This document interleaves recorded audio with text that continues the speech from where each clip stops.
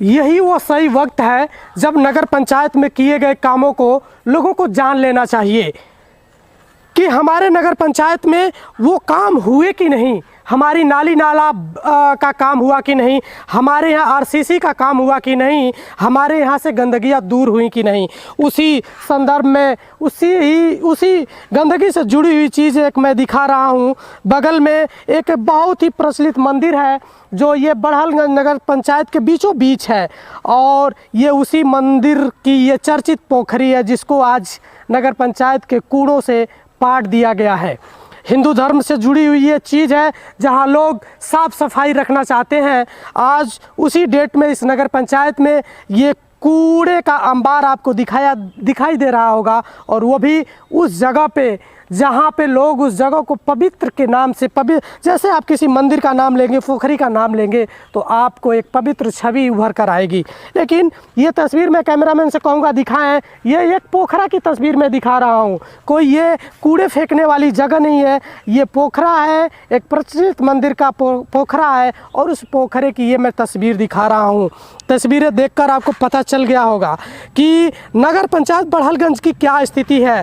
अब मैं सीधे रुख करूंगा, आम आदमी पार्टी से अधिकृत प्रत्याशी प्रेम शंकर मिश्रा जी हैं, एडवोकेट हैं, और इस वर्ष इस चुनाव मैदान में भी हैं। सबसे पहले मेरे चैनल पर आपका बहुत बहुत स्वागत है। बहुत बहुत स्वागत, बहुत बहुत धन्यवाद। एक गलती सुधारना चाहता हूं, आम आदमी पार्टी से प्रत्याशी मैं नहीं हूं, मेरी पत्नी श्रीमती प्रेमलता मिश्र हैं। यह सीट सामान्य महिला के लिए आरक्षित है। जी, सामान्य महिला की सीट है, आपकी धर्मपत्नी जी मैदान में है।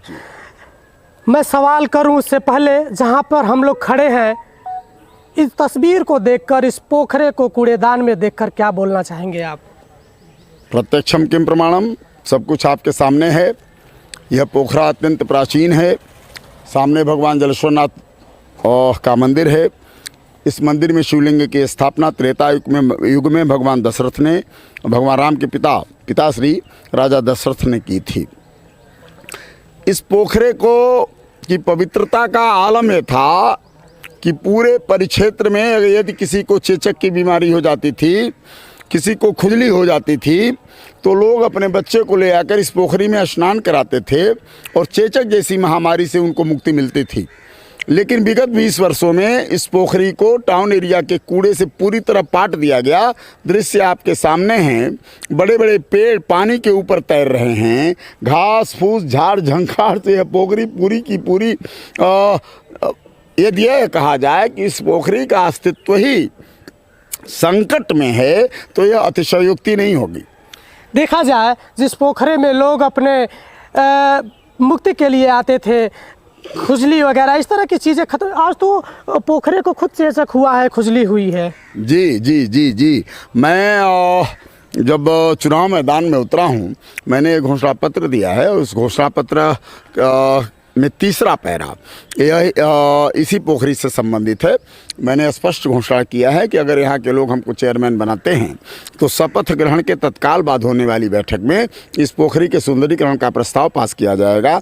3 दिन के अंदर शिलान्यास किया जाएगा और महाशिवरात्रि अर्थात 2.25 साल बाद महाशिवरात्रि 2025 में इसका उद्घाटन कर दिया जाएगा। चारों तरफ प्लेटफार्म होंगे, पेड़ होंगे, पौधे होंगे, फवारे होंगे, जलाशय होगा, जलाशय में सीढ़ियाँ होंगी। उधर एक बहुत सुंदर पार्क होगा, उस पार्क में बच्चों को खेलने की व्यवस्था होगी। बहुत सुंदर। मात्र 2.25 साल का समय मांग रहा हूं। आज ही आपके कैमरे के माध्यम से आमंत्रित करता हूं नगर के लोगों को, क्षेत्र के लोगों को कि महाशिवरात्रि सन 2025 में आइए और इस पोखरे के सुंदरीकरण के बाद इसके उद्घाटन में सम्मिलित होइए। यह वादा करके लोगों के बीच में आ रहा हूँ। बहुत सारी चीज़ें हैं मेरे मित्र। जिस परिवार से आप आते हैं, अगर आपके पिताजी का मैं नाम लूँ, स्वर्गीय हम लोग के बीच नहीं है, लेकिन यहाँ की लड़ाई लड़े, यहाँ के विकास कार्यों में उनकी अहम भूमिका रही, उनको गोली मार दी गई, हत्या कर दी गई, उस परिवार से आप आते हैं, योगदान रहा है समाज सेवा में। क्या लग रहा है इस बार चुनावी मुद्दे क्या हैं आपके? देखिए, सच बोलने की बीमारी है हम लोगों को, पूरे परिवार को। पिताजी की हत्या का कारण मूलतः राजनीतिक था। सच बोलते थे, पूरी बहादुरी के साथ अन्याय और अनीति का मुकाबला करते थे। उन्हें गोली मार दी गई, तब मेरी उम्र 2 साल की थी। भारतीय जनता पार्टी के शीर्षस्थ नेता अटल बिहारी वाजपेयी और नानाजी देशमुख ने उस हत्या को कांग्रेस की खूनी गुंडागर्दी कहा था और आज़ादी के बाद राजनीतिक हत्याओं में दूसरे नंबर पर सूचीबद्ध करने की सिफारिश की थी। तात्कालिक सरकार से हो पाया नहीं हो पाया, मुझे इस बात की जानकारी नहीं है।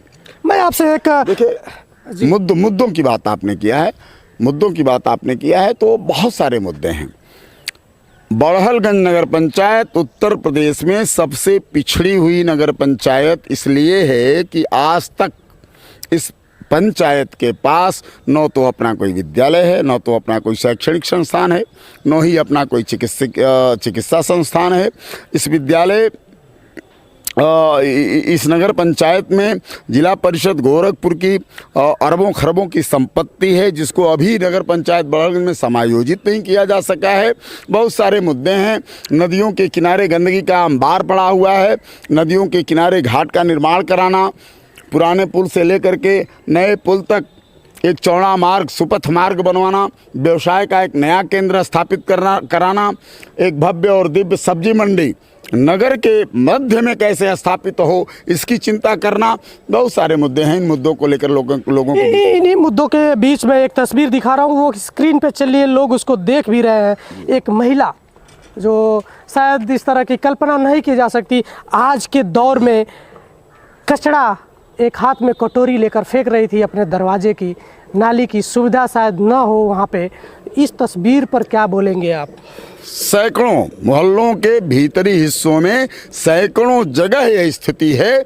यह एक जगह आपकी नज़र पड़ गई, आपने उसको कैमरे में कैद कर लिया। जब आप मोहल्लों में घूमेंगे, बड़हलगंज नगर पंचायत के मोहल्लों के भीतरी हिस्सों में जाएंगे, तो सैकड़ों जगह आपको इस तरह की स्थिति का सामना करना पड़ेगा। आप नदी के किनारे चले जाइए, जगह जगह खुले शौचालय के रूप में लोग नदी के किनारे का प्रयोग कर रहे हैं। क्या कहा जाए, गंदगी का अंबार है मान्यवर यह नगर पंचायत बड़हलगंज। दुर्भाग्यपूर्ण परिस्थितियों में दुर्गति और दुर्दशा का शिकार है। इस नगर पंचायत बड़हलगंज को आने वाले सत्यानाश से बचाने के लिए ही चुनाव मैदान में उतरा हूँ।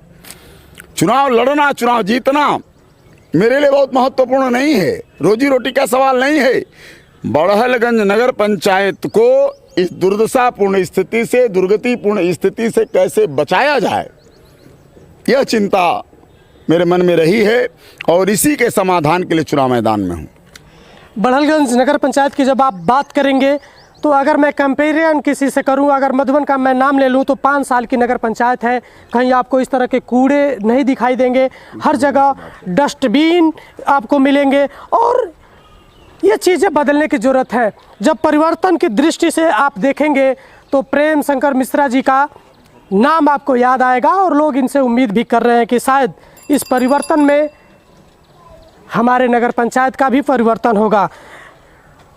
ये तस्वीर देखने के बाद आप क्या बोलते हैं, कमेंट बॉक्स में लिखकर ज़रूर बताइएगा। मैं अगले किसी वीडियो में फिर मिलूँगा, तब तक के लिए धन्यवाद।